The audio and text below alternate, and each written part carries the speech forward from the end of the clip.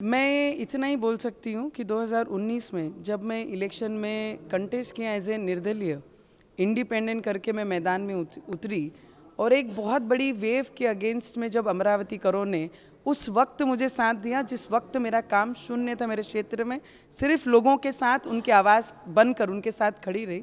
और उस 2019 में जब मुझे पूरे देश के एक वेव के अगेंस्ट चुन के दिया तो मुझे लगता है कहीं ना कहीं लोगों को वो विश्वास था कि ये आवाज़ हमारी पार्लियामेंट में जाके ज़रूर गूंजेगी। और वही 5 वर्ष मैंने वही किया है।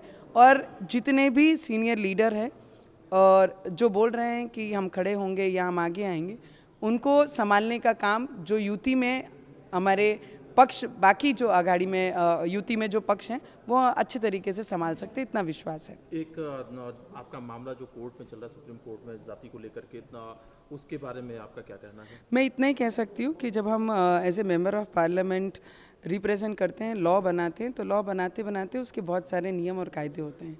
एक आधा विषय प्रलंबित हो अगर कोर्ट में तो उसके ऊपर किसी भी नागरिक ने भाष्य नहीं करना चाहिए, यही मुझे नियम पता है। और जब रिजल्ट आएगा उसकी वेट आप भी करिए और मैं भी करूँगी, और जो भी आएगा उसका स्वागत सभी करेंगे। अच्छा मैम, एक चीज़ और है, जब आपकी एंट्री भाजपा में हुई तो उस तरह से नहीं हुई कि बिल्कुल एक ऑर्गेनाइज करके एंट्री हुई, उस तरह से नहीं हुई। तो क्या आपको लगता है कि सहमति नहीं थी? कुछ ऐसा है कि आप किस तरह से आपकी एंट्री हो बीजेपी के अंदर? ओह नहीं, ऐसा कुछ नहीं है। मैंने पहले ही कहा था कि मैं हमारे देश के प्राइम मिनिस्टर नरेंद्र मोदी जी को अपना नेता मानती हूँ, अमित शाह जी को, देवेंद्र फडणवीस जी को अपना नेता मानती हूँ, और इनके शब्दों के आगे नहीं जाऊँगी, ये पहले ही मैंने कह दिया था। और ये पहली बार हुआ है कि पहले नाम डिक्लेयर होता है और फिर जाके प्रवेश पक्ष में होता है सदस्यता का।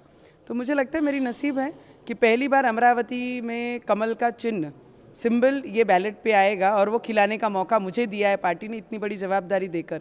तो मुझे लगता है हाँ, नसीब लेके ही आना पड़ता है। और मेहनत जो करता है, जो मिट्टी में रह के लोगों की पहचान रखता है, तो वही व्यक्ति पहचान सकता है जो मिट्टी से मेहनत करके रूट ग्रास लेवल से ऊपर जाता है। वो देश के प्रधानमंत्री जी है।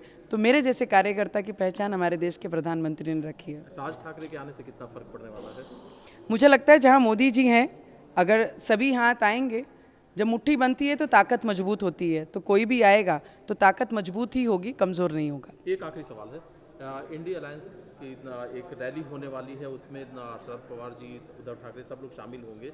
आपको लगता है कि ये रैली कुछ असर छोड़ेगी, क्योंकि उसी दिन प्रधानमंत्री जी की भी रैली मेरठ में है? मुझे लगता है पिछले 1-1.5 सालों में, 2 सालों में अगर कुछ असर नहीं छोड़ पाई, और ये 15-20 दिनों में या 1 महीने में उनका कोई असर नहीं दिखेगा। और उद्धव ठाकरे जी की बात जहाँ तक रही, जो खुद का परिवार नहीं बचा सके, खुद के परिवार को ये विश्वास नहीं दिला सके कि हर परेशानी में वो उनके साथ है, तो वो दूसरे के परेशानियों में साथ देने का कोई मतलब नहीं बनता है। और उनकी स्ट्रेंथ हम सभी को पता है कि कितनी है। जो घर से बाहर नहीं निकल सकते, मातोश्री से कदम बाहर नहीं रख सकते, धूप में 2 घंटा खड़े नहीं रख सकते, वो आम लोगों की आवाज़ भी पहचान नहीं सकते।